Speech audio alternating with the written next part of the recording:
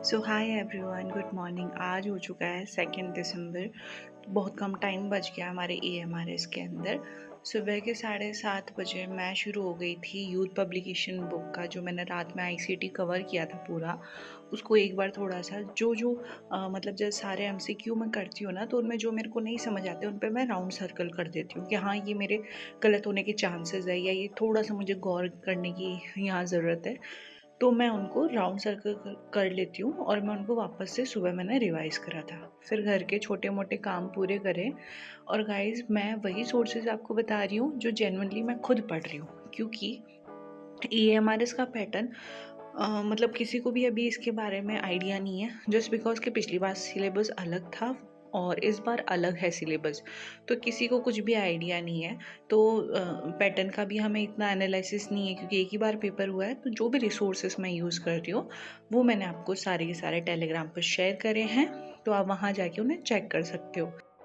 अभी मैं पढ़ रही थी RT एक्ट, जो कि मैंने खुद आपको 2 पेजेस का है, वो मैंने आपको वीडियो बना के पढ़ा रखा है। बहुत फन वे में आपको समझाया, तो प्लीज़ आप वहाँ जाके है ना चेक कर सकते हो। मैं लिंक उसका डिस्क्रिप्शन में दे दूँ। कल एक किसी साथी ने कमेंट करा था कि ये जो भी आपको दिख रहा है ऊपर डिस्प्ले हो रहा है, तो ये आप पढ़ लीजिएगा, और उसका उन्हें मैंने आंसर दिया है ये ऑफिशियल नोटिफिकेशन का स्क्रीनशॉट डाल के, और मैं टेलीग्राम में भी इसे शेयर कर दूँगी।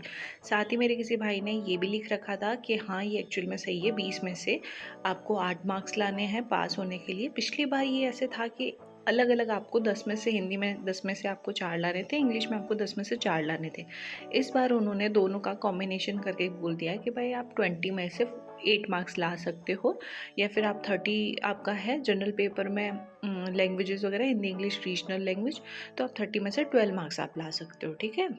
फिर यहाँ पे शाम को मैं रिवीजन कर रही थी अपना जनरल अवेयरनेस का। काफ़ी सारे साथियों ने बोला कि आप है ना जनरल अवेयरनेस के नोट्स प्रोवाइड करा दो, तो उनके लिए सॉरी, क्योंकि मैंने नोट्स है ना थोड़े हौच पौच कर रखे हैं। इतना अच्छे से आपको समझ नहीं आएगा, क्लियरेंस नहीं होगी। तो मैं आपको बहुत बहुत प्यारी एक मैम है जहाँ से मैंने नोट्स बनाया है, तो वो मैं आपको यहाँ पे प्रोवाइड करा रही हूँ, SSC कलाम करके, और ये जनरल अवेयरनेस की मैम है। इनकी इनकी पूरी प्लेलिस्ट बनी हुई है। सिर्फ जो एजुकेशनल बॉडीज़ वगैरह है, एजुकेशनल करंट अफेयर्स है, जो इन्होंने पढ़ा रखा है, उनको उनको सिर्फ रिवाइज कर लो। आप चाहो तो, इतना टाइम नहीं है वीडियो देखने का, वीडियो देखना चाहो तो वीडियो देख सकते हो, अदरवाइज़ आप इनके टेलीग्राम ग्रुप में जुड़ के जो इनकी PDF है वो आप वहाँ से एक्सेस कर सकते हो। तो यहीं से मैंने नोट्स बनाया, बट इन्होंने बहुत बहुत अच्छे वे में शांति से जो एजुकेशनल बॉडीज़ है उसके बारे में, RT एक्ट के बारे में, और जो एजुकेशनल रिलेटेड कुछ भी है इन्फॉर्मेशन, जो भी जनरल अवेयरनेस में हमारी पूछी जानी है, वो सब इन्होंने बता रखा है।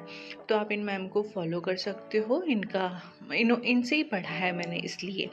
तो आज मैंने सिर्फ जनरल अवेयरनेस कर ली है।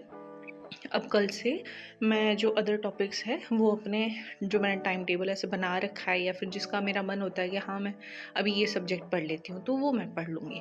और अगर आपको किसी को कुछ भी प्रॉब्लम आती है, कुछ दिक्कत आती है, तो वो मुझे कमेंट करके पूछ सकते हैं। अगर कोई PDF वगैरह भी चाहिए तो वो भी वो मुझसे बोल सकते हैं। मैं उनको वो सारी चीज़ें टेलीग्राम में प्रोवाइड करा दूँगी।